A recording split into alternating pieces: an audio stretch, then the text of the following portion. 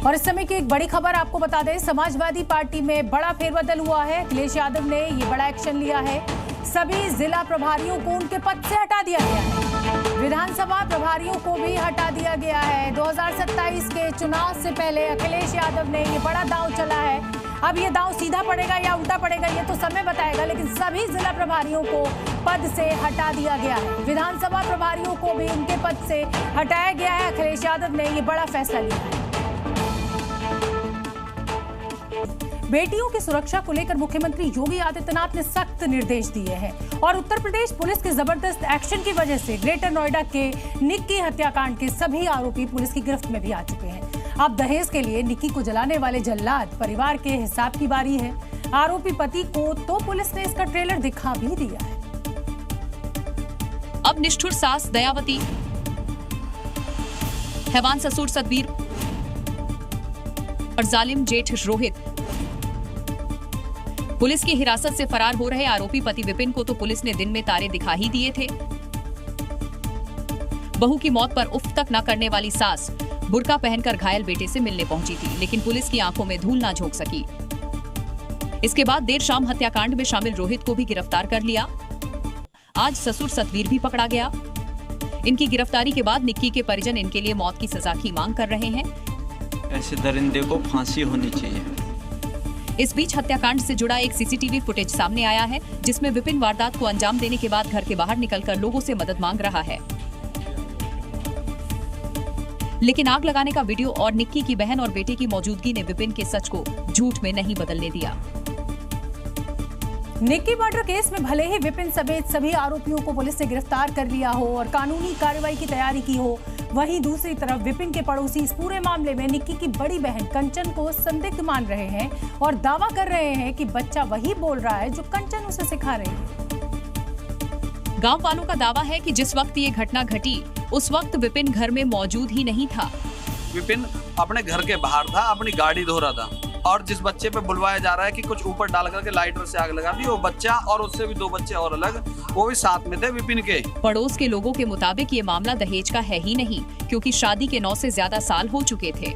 9 साल से दहेज मांग रहे थे। दहेज मांगते तो साल 6 महीने मांगते ना।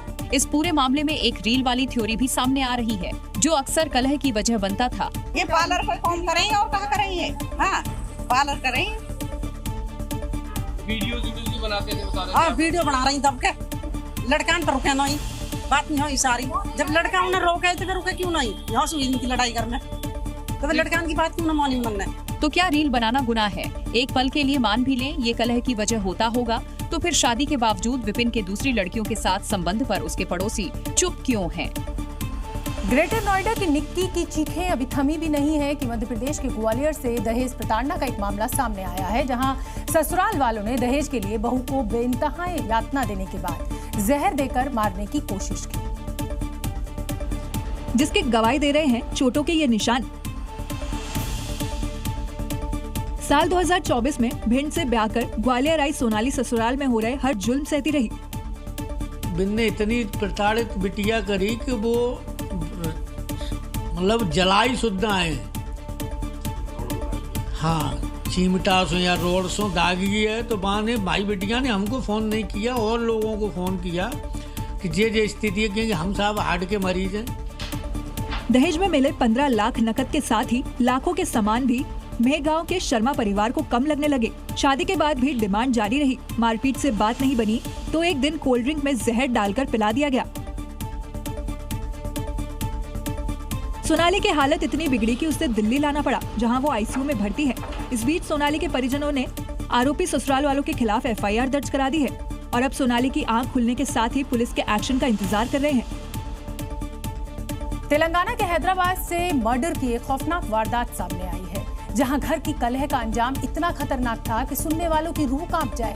बेरहम पति ने अपनी प्रेग्नेंट पत्नी को मौत के घाट उतार दिया। पहले कातिल पति ने पत्नी की बेरहमी से हत्या कर दी और इसके बाद दरिंदगी के साथ उसके शव के टुकड़े टुकड़े कर दिए और उसे थैलियों में पैक कर नदी में फेंक दिया।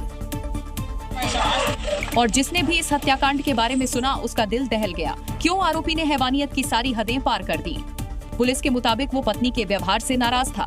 बीते शनिवार की शाम पहले तो आरोपी ने पत्नी का गला घोंटकर हत्या कर दी, इसके बाद शव को काटने के लिए हेक्सा ब्लेड का इस्तेमाल किया। सिर, हाथ और पैर काटकर प्लास्टिक की थैलियों में पैक किया और पास बह रही मूसी नदी फेंक आया। आरोपी 3 बार नदी गया और शरीर के अलग अलग हिस्सों को वहां फेंका।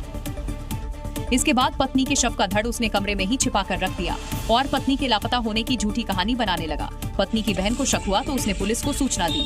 जब कढ़ाई से पूछताछ की गई तब उसने मर्डर की बात कबूली। आरोपी और मृतका विकाराबाद जिले के रहने वाले थे।